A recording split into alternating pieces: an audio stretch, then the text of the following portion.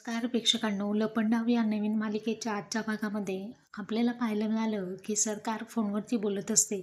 म्हणजेच तेजस्विनी ती म्हणत असते की सखीच्या लग्नासाठी जितके मॅट्रिमोनी साईट आहेत तितक्या पालत्या घाला. मला 1 महिन्याच्या आत लग्न करायचं आहे आणि तिच्यासाठी असा मुलगा हवा आहे की जो त्यालाही लवकरातल्या लवकर लग्न करायचं असेल. अशा पार्टीचे फोटो मला पाठवा, असं ती परशुरामला सांगत असते. इतक्यात त्यांच्या बोलण्यामध्ये आता तिथे सखी आलेली असते आणि सखी तिथे आल्यानंतर सखी सरकारला म्हणते की मला लग्न करायचं नाही आहे, मला माझ्या बाबांचं स्वप्न पूर्ण करायचं आहे.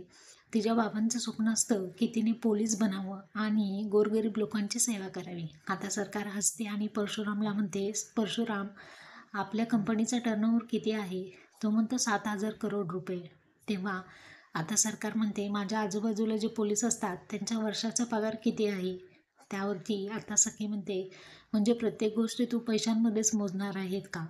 आता या दोघींमध्ये संभाषण सुरू असतं तेव्हा सरकार तिला उलट उत्तर देऊ लागते.